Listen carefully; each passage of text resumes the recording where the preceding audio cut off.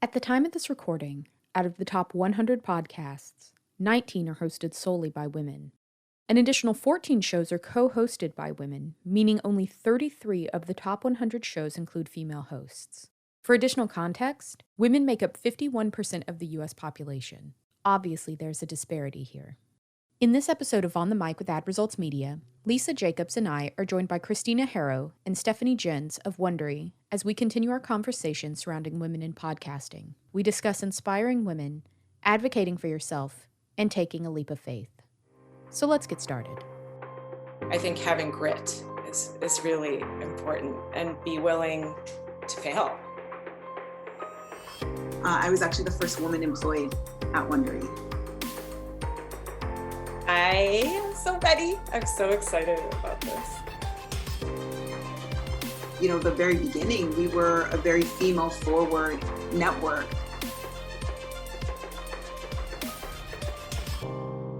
Thank you guys for joining us so much on today's episode discussing women in podcasting. I like to kind of start off the episodes with introductions. So if you wouldn't mind introducing yourselves to our audience, that would be awesome. First off, thank you so much, Lindsay and team, for inviting me and us to participate in this conversation. Super excited to be a part of it. I feel pretty special and VIP to have made it to the Ad Results podcast. So thank you. So my name is Cristina Haro. I'm VP of Brand Partnerships over at Wondery. I've been there for close to 4.5 years now, and been there since very early days, since the very beginning. When it was about 5 of us, actually.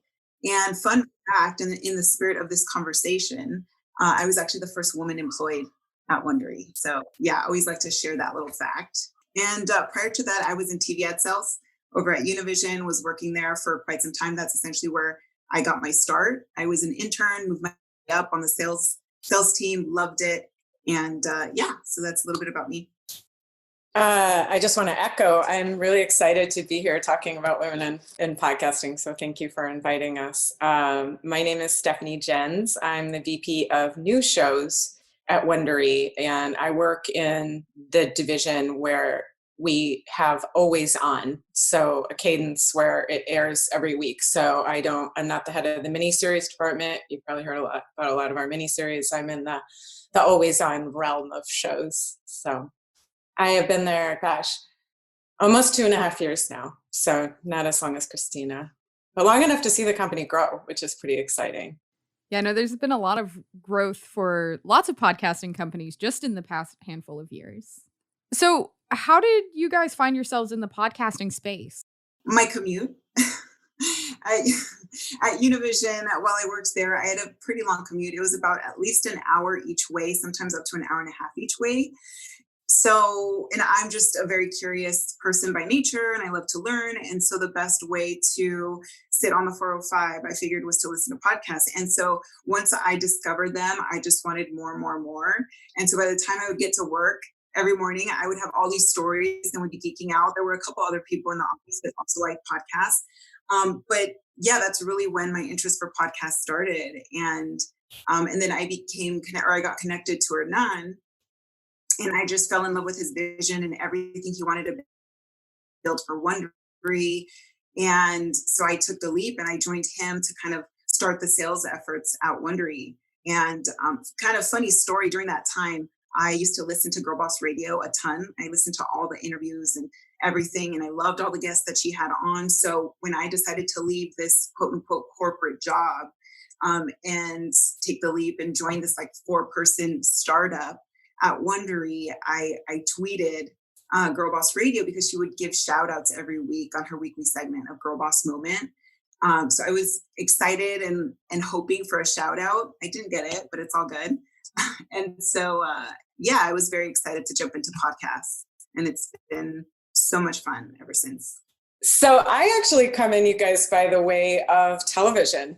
I worked in unscripted documentary and reality for like 15 years. And I really loved it. I worked across a lot of different networks and genres. I worked, History Channel, TLC, PBS, Food Network, Nat Geo, Sundance, on a lot of different types of shows. And what brought me into podcasting is two things, really. What I saw over time in television is recently younger viewers who basically, as you guys probably know, are the target demo of advertising dollars in television, started peeling away and unplugging. And what I noticed is the network started to get scared. They started reducing budgets and sort of micromanaging quite a lot. And that's what it felt like to me. And I think sort of they were scared, they were scared of what to do. And I think you don't take risks when you're afraid. Understandably, because they could lose their jobs if they took a risk and it didn't pay off. Meanwhile, I'm watching the world of storytelling grow in places like Netflix and Amazon and Hulu are opening up new markets, taking risks. Digital content was having a resurgence. And then there was a little thing called podcasting, which to me felt like the Wild West of storytelling, even though, folks had been creating podcasts since like the early 2000s or something. But what was exciting to me is that, like, unlike television, you could make something yourself. You can have an idea, learn how to operate a recorder, get a mic and teach yourself editing on a simple platform like Hindenburg, and you could have something cool at the end. So for me, when I decided to make the leap, I just started teaching myself, but I also started educating myself on the business and the bigger companies in the market. And when I saw Wondery and what Wondery was doing, I started checking their jobs board all the time. And here I am 2.5 years later in the world of podcasting, and I love it. Yeah, I love that you both come from a TV background. I'm sure it's common on the network side. So you, Cristina, you mentioned that Girl Boss radio. I was wondering, for both of you, what women have inspired you most, both professionally and personally, whether they have podcasts or not? Yeah, so I'll start with the personal side. I've been very fortunate to be surrounded by a group of amazing women. I have 2 older sisters who are 8 and 9 years older than me, who I was lucky enough to, or I am lucky enough to have a very close relationship with. I'm also very close to my brothers, but just having them as kind of like a guidance throughout my life has really helped. And also my mom, she's just like this pillar of just positivity, and she's funny and lighthearted. And her and my dad came to this country at a very young age as immigrants with hardly anything. And, they've been able to build a very successful business and a strong foundation for our family. And they're constantly learning. And despite it all, even through the tough times, my mom has always had this ability to be funny and lighthearted and positive, very solutions oriented, as I imagine most moms are. So she's really been kind of this little voice in my head every day. Even though they're not going through, tough times that they went through, it's just kind of a reminder that they did it. And so it's kind of like, in a way, paying back, just kind of doing it for them. So, yeah. Well, I mean, of course, Michelle Obama, who now has a podcast, is probably inspirational to all of us. But, it's really interesting. One of the podcasts that I worked on is called Imagine Life, and it's told entirely in the second person. And it's stories about real people, but we only reveal who you are at the end, right?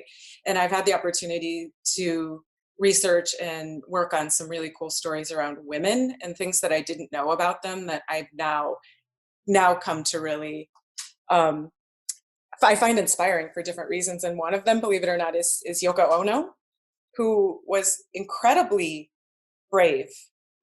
Not only did she have a really tough life growing up, which I think a lot of people don't know about growing up in Japan, but the vision that she had to break away from that culture and be her own person with all the negative feedback that she got, and to be this really kind of trailblazing artist. I find her really inspiring from far away, people that I don't know.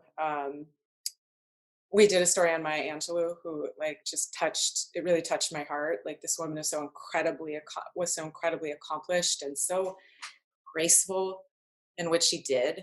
I think Sheryl Sandberg's really brave. I mean, brave women who handle their strength with this grace, always inspire me. Closer to home, I've had some interesting showrunners that I've worked with in television.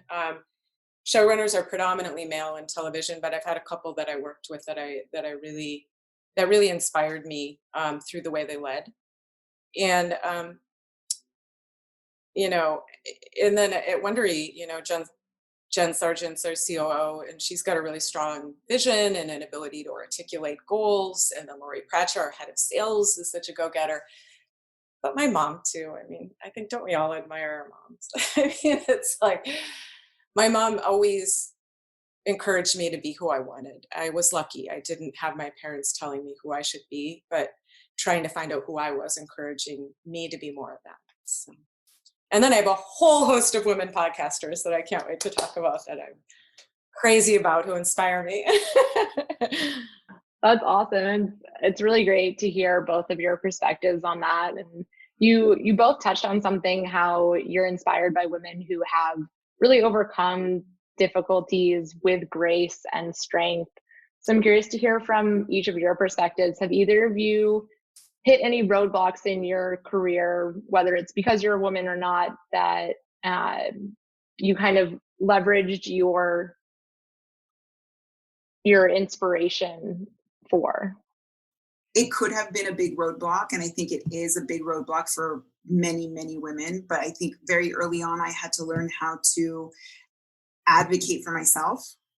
And not only that, but be okay with it. Because that's like a two-part skill that women need to learn, especially growing up in a culture where humility is valued, where, talking about your strengths and what you bring to the table and being proud about it is kind of looked at as showing off in a way.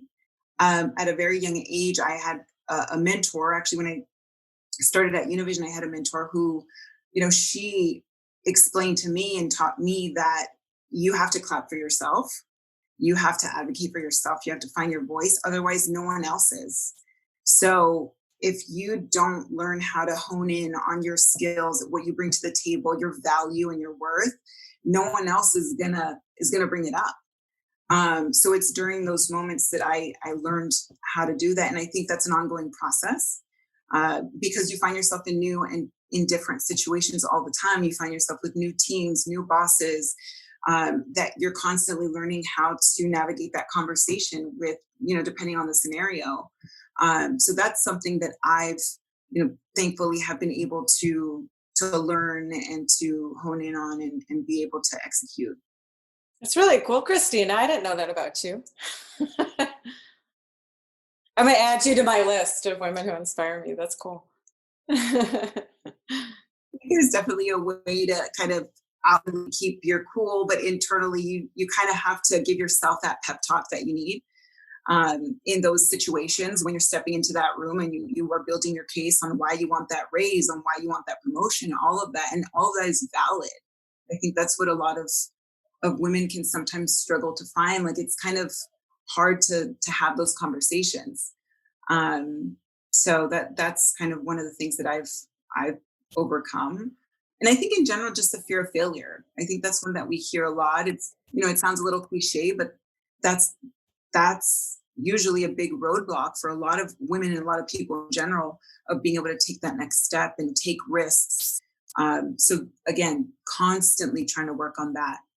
Well, as I told you guys, like, the bulk of my career up until this point was spent in television, and I freelanced my whole life. So you're always the new kid in school every time you come to a new job, and a new job can last anywhere from 3 months to 8 months.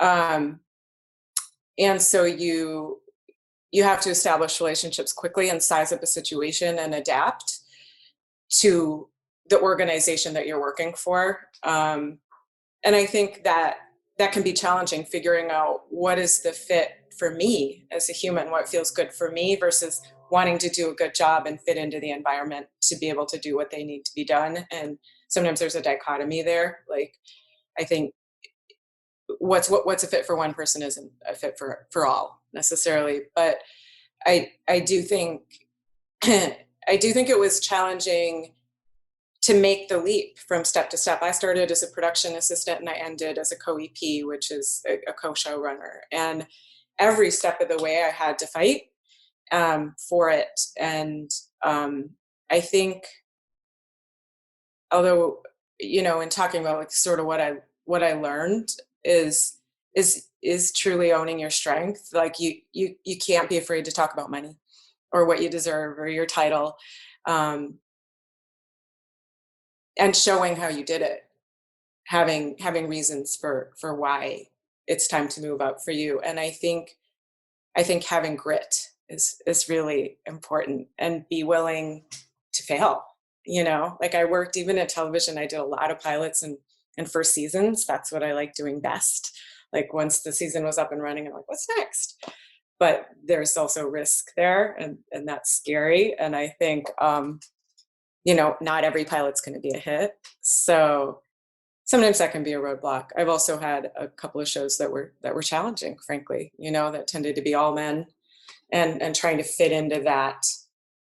It didn't feel like a fit. It felt like what I said earlier, like having to adapt. Like that was challenging for me. It didn't feel like me, Y'all have hit on so many points that really hit home for me, especially just the overall idea of risk.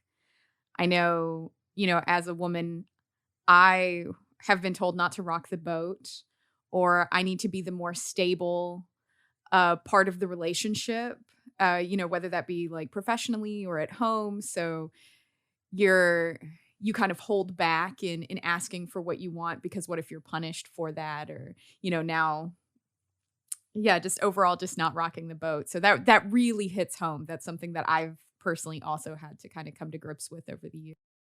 It's a really good way of wording it, Lindsay, not rock the boat or being afraid you'll be punished somehow if you do, To kind of piggyback off of this, do y'all feel that women in the space have added pressure to perform or to meet certain expectations that maybe aren't placed on men in the podcasting space?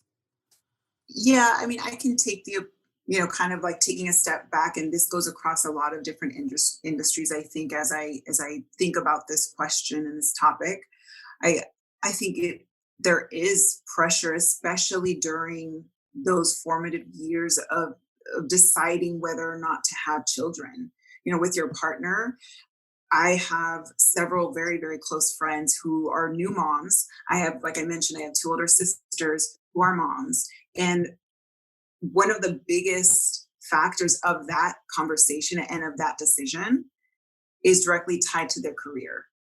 And so I think it's great to see that more men are taking time off during those times as well, to be at home to help as much as possible, especially right now with everything going on with the virtual learning.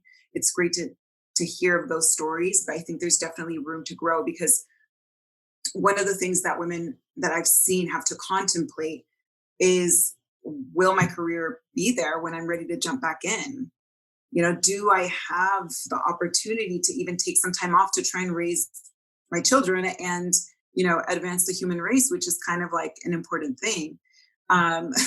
So, it's kind of grappling with that. And, while men don't necessarily need to think about taking a pause in their career, I mean, their trajectory is up and onward and keep it going. I mean, they don't need to factor that in a lot of times. So I think there is this pressure. And I also question whether this, can also be a part of a personality trait. Do women put that pressure on themselves?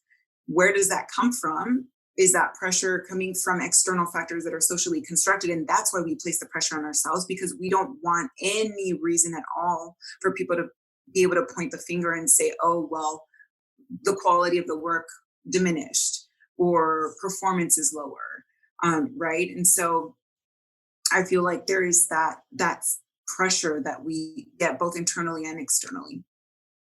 I think it's a really interesting question overall. I don't know if I can speak particularly to the podcast space, you guys, because my only experience is at Wondery, and I've had a good experience here, to be perfectly authentic and candid. But in general, I think what I've noticed with me and my female friends, and even in the creative realms, again, predominantly in television, I don't know if there's added pressure to perform per se, meaning like, I don't know if women are expected to do more than their male colleagues or do it better, but I do think there's added pressure to behave a certain way that can sometimes feel inauthentic. Like if women are strong and direct, I think sometimes they're seen or they worry about being seen as bitchy. Like where if men are strong and direct, it's just expected and accepted.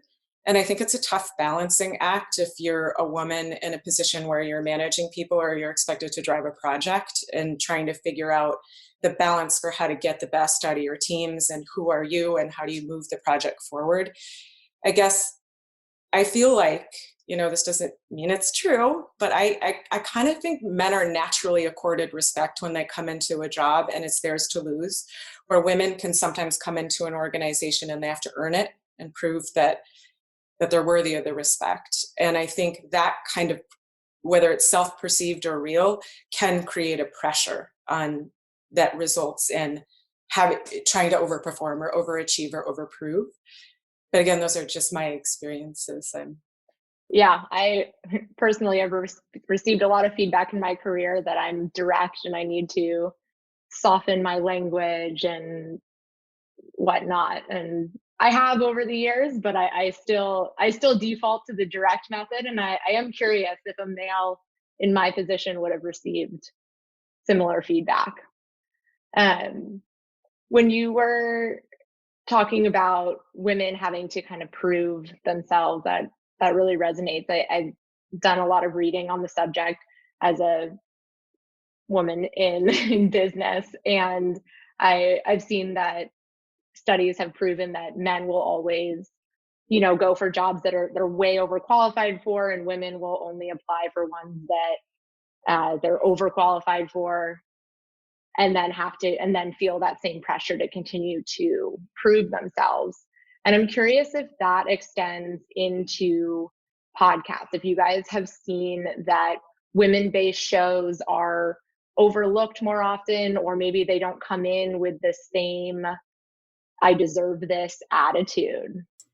Yeah, I mean, I think at Wondery, and again, just to kind of echo Stephanie's point earlier, like I've had a very positive experience at Wondery, and I've been there since the early days, and so I can kind of speak to that chapter of Wondery. And we were very fortunate to be in a position where we got some of the biggest true crime shows very early on. And as we all know, true crime shows skew heavily female. So we became this destination hub for female listeners who were looking for that great content. And so from the very beginning, we were a very female forward network. Of course, over the years, we've diversified our programming, and now we have shows that skew 80% male or more. And we have across all genres: business, personal growth, news, of course. So we've expanded our slate, but I think being able to kind of have our foundation as female forward has really set the rest of our slate and our listenership. But we have some great shows that are female forward, like Dying for Sex. I don't know if you all listen to it, but that's like one of my favorite. We're launching Carla Hall in mid-September, which is all about encouraging women to say yes and be more open to opportunities and taking risks. We have shows, our partner shows like Bachelor Happy Hour, Jillian Michaels. So, I mean, just speaking from perspective from Wondery, and again, I've only been at Wondery, we haven't had to overcome that as an issue. That hasn't been a challenge for us. It's been the contrary, which has been really, really great. And Stephanie, you could probably talk more about that. Yeah, I think that's really well worded and true. Like in new shows, I do, hear a lot of pitches, and I think, I think at least at Wondery, we're always interested in female hosts, and I get excited about an opportunity to work with women in a different way. Like one of our newest ones is Even the Rich with Arisha Skidmore-Williams and Brooke Siffrin, who are improv comics, and to be able to work with women who are funny in a storytelling medium, because they're essentially telling stories about like crazy family dynasties, like that's cool. And like Christina mentioned, Say Yes, that's an interview show. so there's like different genres outside of true crime, because even though women for whatever reason gravitate toward that, there's a lot of other shows I like too, right? But like in general, when I think about it and I look at like the Apple charts, and again, I'm not an expert, like it does seem like there's more of a preponderance of male chat shows than, Joe Rogan, Mark Maron, Dax Shepard, Bill Simmons, that kind of stuff. And of course, we can always point to exceptions, like Rachel Maddow or Kara Swisher or the gals from Call Her Daddy. But I wonder if it's also like a listening thing. I wonder if men like chat shows more. And I mean, and the chat shows are different, they feel different. So yeah, it's a really great question, you guys. I don't know that I know the answer though. Yeah, those are all things that Lindsay and I have chatted about and pondered over, like what came first? Was it the audience or the shows that skewed male? So yeah, you can get into a very circular conversation about it. Yeah, I'm curious, maybe you guys know like how Serial broke out in terms of listenership, if it was more female, male, or evenly divided, because obviously that was such a moment for podcasting, and a female hosted podcast. Yeah, that was such a breakout moment. Yeah, exactly. So Stephanie, to your favorite part, so beyond the ones that you guys have already mentioned, what are some of your favorite female-centered podcasts? I am so ready. I'm so excited about this. And I want to hear what you guys' are too, okay? I know we're supposed to be talking to us, but I'm really super curious. I love Anna Sale, Death, Sex, and Money. I think I love her voice. I love her casual interview style. She knows how to make a guest feel comfortable. She's not afraid to show vulnerability.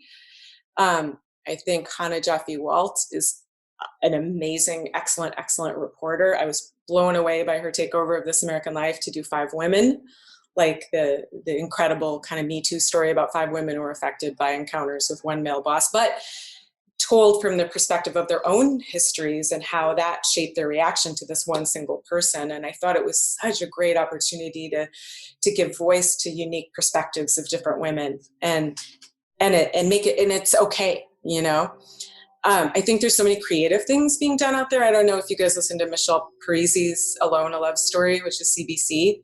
It's her personal journey through divorce and trying to find love again. And it's so raw and honest and vulnerable and creative and different. I kind of think like Leah Tao paved the way for kind of vulnerability in her Strangers podcast. Caitlin Prest is amazing on The Heart. I don't know, Honor Eastley is doing really creative stuff in sound design. She won Third Coast last year, or won a big award in Third Coast.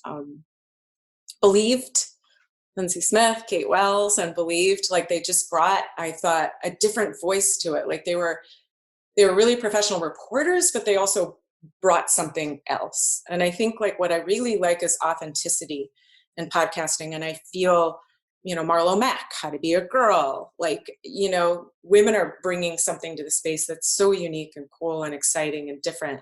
And even like with sound design, like a lot of these women are taking risks with sound design. And that's really inspiring too, because that's a medium we're in, how do you tell a story with audio instead of pictures? So, and In the Dark, those producers are amazing. Sorry. You are so well listened. I don't know if that's the terminology, but you just blew my mind with all of those ones that you rattled off and are listening to. Yeah, same. I mean, I don't know if I can top that, Stephanie. Like, you're very well listened. This is great. I'm like over here jotting down all these podcasts that you just called out. So, I mean, I think you mentioned earlier, Stephanie, the Michelle Obama podcast. I think that obviously could not have come at a better time. And I know that's probably strategically how they mapped it out to launch and everything. But she's just so great. She's so raw and vulnerable. And I think it's really refreshing to see how she's opening up and being able to peel back that curtain. I mean, she did it in her book. She did it in the documentary. But just getting to see an even deeper side to her is really, really helpful, just amid what we're going through as a country and, just all around the world with the pandemic, right? So I've been listening to that. Also, I mentioned before Dying for Sex that, is a limited series and it's over, but that really it took you through so many different emotions. And that one, makes you laugh, makes you cry. It's very sad and lighthearted, and just the way that, of course, it's a Wondery show, so the sound design is always really, really strong. But I really enjoyed listening to that, and it's one that I feel like I can listen to again. And then just kind of like like I mentioned before, I'm a very curious person. I love to learn things, and I'm always trying to gain knowledge. And so, Secrets of Wealthy Women, Stephanie, to your point, we got to be less afraid of talking about money. And this one is the Wall Street Journal, and it's so good. It's just, she interviews the host, Veronica Dagger. She interviews a bunch of different women and their career challenges that they had to face, from founders to doctors to journalists to, she just had like Vanessa Williams on, and I had no idea that like she had written books and all these things. So very, I like that podcast because it's inspirational along the way. So those are kind of the three that I'm listening to right now. But I will start to listen to all of those that you mentioned, Stephanie. What about you guys, Lindsay and Lisa? Are you allowed to talk about what you like? I do have two that I go back to weekly, and that's Crime Junkie, of course. I'm on the true crime kick. I listen to them every week, and I also listen to That's So Retrograde, which they talk a lot about lifestyle and just kind of overall wellness, but they also throw in some kind of new agey, like they talk about feng shui and using crystals, and it's a lot of the fun stuff that I'm also kind of into in my life. So I like listening to other successful women talk about how they also collect crystals around their house. So. One of our sellers, Julia Kelly, she's really big into crystals and everything too. And I remember her and I were chatting, like, why don't we get a podcast on like, meditation and crystals and energy and all that. So there's definitely a market for that. Mine definitely change week to week, month to month. Right now, what I'm listening to most is This Is Love. I just absolutely love her voice and the stories from, about wolf packs to whales to different types of love. And then recently I've been really into the Lady Gang as well. I think what you were talking about earlier, that raw, authentic, don't hold anything back. They're good week, bad week. Every episode is just, it's very relatable. So those are the two that I'm listening to the most right now. Yes, I love learning about new things that I can listen to. What else can I add to the rotation? So we've talked about what we're listening to currently. Are there any stories or representation that you would like to see moving forward? Yeah, I think on my end, I would love to see more stories and podcasts around, women of color, specifically Latinas. I think that's an area where we can definitely grow, especially with how the Hispanic community across the country is just such a huge force. There's so many stories out there that we can really bring into the podcast space. So I think typically what we see is, adoption comes in waves. And so as we continue to see a higher propensity of Hispanics consuming podcasts as a medium, but we need to invite them in. And for that, there needs to be a lot more content. So that's what I would love to see. And then just from the perspective of, kind of the stories that I personally like to listen to about triumphs and women in business, being badasses. Oh, I don't know if I could see that, but, just kind of founding their own companies, but also hearing about their stories of failure. Because we don't hear about that too often, and just kind of understanding their journey, and that, again, they were able to take risks, but they did fail along the way, and understanding the dynamics of that to then leverage that to keep going and growing. And so that's what I would like to see. Yeah, just to piggyback on that. Yeah, I totally agree with you, Cristina. I would just like to see more representation of the world as a whole, like diverse voices and unique points of view. I like storytelling podcasts. That's what I listen to more than interview podcasts. And to me, it just seems like there's so many rich, incredible, unique stories out there. And I think bringing in points of view that aren't in the mainstream can only make the space better and create connection between people, you know? Like stories from women in China and India and Paraguay, like wherever. I want to hear what is life like there. Yeah, I think I'm not sure if you all watch Queer Eye, but I am a big fan, big fan. I feel like what that show did for TV, we need that in podcasts. Like we need, to Stephanie's point, more content that connect people from around the world, from different backgrounds, from different struggles that they've gone through, and bring that human experience to just to show that we're all human, that we all go through some of the very same things, even when we don't speak the same language, when we don't, we come from very diverse backgrounds.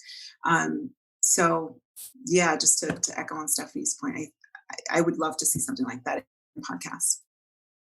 Something interesting, or that you might find interesting, Cristina, I know that you had mentioned wanting more Latina voices and Latina stories, which I'm totally on board. I definitely think that we need more representation from people of color. But we recorded an episode of On the Mic about the history of podcasting. And during my research for that, I learned that I believe it was Argentina, Chile, and Mexico are like the fastest growing areas for podcast listenership. So like there are people out there who want these stories. Like I'd love to encourage people that the listeners are there. Like, yeah, no, absolutely. Absolutely. I mean, I have my list of Spanish podcasts that I listen to and geek out on as well. And, history podcasts that are based in Mexico. One of the represent the Dollop. They actually, one of their show in Mexico, and it's called El Dollop, is taking off as well. And of course, Wondery, our international strategy has been really strong and growing, specifically in the markets that you mentioned. So yeah, I think it's just a matter of time, but we got to speed up that timeline and get more people in and more hosts and top podcasts of that background. What advice would you give to these exact people that you're talking about? So people of color from different nationalities, et cetera, if they do want to break into the podcast space, what kind of advice would you give them? I think, like I was talking about earlier, what's so cool about podcasting is it is you can do it yourself. You don't need super expensive equipment. You don't, there are trials for editing equipment, for editing software programs. I Ira says this all the time, just do it and be willing to fail. Know that the first piece you do, it's not going to be perfect, you're not going to sit down at a piano and be Mozart the very first try, and I also think just immersing yourself in the type of podcast you love can help you break down what works and what you like and format, and then figure out how to turn it on its head and blaze a new trail. But like, seriously, if I can do it by myself, I'm not technically inclined, I just feel like I know that, like, perhaps people think like if they don't have money, well, I don't know if I can do it, but I think there's pretty cheap entry points, like it doesn't have to be expensive equipment. It still sounds pretty good as long as you go in your closet. Don't go in a big echoey room with hardwood floors and windows. But yeah, I would love it. We actually gave that as a word of advice for folks who, may be looking to start podcasts. This was several episodes back. We mentioned, like, if you are podcasting from home, use your closet full of clothes to dampen some of the sound. Exactly. It works. Even Ira Glass does it. Yeah. I think also knowing your audience, in addition to everything that Stephanie said, I think it's really important to have that clear vision of, crafting your story. What do you want that to be? Is it just for personal? Is it just kind of like a side project? Is it fun? Or is your goal ultimately to monetize it? and break into the market in a big way. So having that clear vision and also understanding, like I said, understanding your audience, what makes it special. Of course, through those trial and errors in the beginning, like you start to learn who your core audience is, why they come back over and over, what they like, what they don't like, and then understanding all the data points behind them. What gender do they skew, age, income, like all of that. So trying to understand that and continue that. But again, I think starting from the place of what is your ultimate goal with storytelling, and starting from there. What about for podcasters who are looking to monetize their show? Do you have any advice for them? Yeah, absolutely. Just to kind of continue what I was previously saying, knowing your audience, once you get your show to a certain size where you want to start, reaching out to advertisers and understand your audience, the same way that an entrepreneur who's looking to grow their business and who is about to pitch to investors needs to know their core consumer, a podcaster needs to know their audience. Where do they shop? What brands do they buy? Do they care about the environment? Why do they love your show, and what keeps them coming back? Even something like how many ads is the threshold before they start complaining? Understanding all those dynamics is going to be able to craft your story, and you're going to be able to explain to advertisers why your audience is so special. What's your competitive advantage? And being able to bring that to them and say, look, we did all the research. Here's all these data points from my community who's loyal, who comes back every single week. And this is why I can connect your brand to them, and they will become consumers of your product. So really honing in on that aspect and like looking at it as a business will go a very long way for podcasters who are looking to generate revenue. That's a really good point, Cristina. I think too, now that I'm thinking about it content wise, don't just go, well, I want to make a podcast. What should I make a podcast about? What are you passionate about? Because that's where you can bring something to the space, Guys, thank y'all so much for joining. I've really enjoyed this conversation, and I think that this is a great conversation to be having at the time that we're in right now, and I just really appreciate y'all's insight. Yeah, thank you. This is really fun. Thank you so much for having us. I mean, it's been so much fun. I feel like we can, keep talking about the conversation, and there's so many elements to it, but just thank you so much for reaching out and for inviting us to be a part of it, because it's definitely an important one to continue to keep having. So we're excited about, everything that Ad Results is doing. And as always, thank you so much for being amazing partners. If you enjoyed this episode, be sure to subscribe for updates on future episodes and leave us a comment with your feedback, questions, or ideas for future segments. If you would like more info on Ad Results Media and what we do, please visit us online at adresultsmedia.com. This podcast is an Ad Results Media production.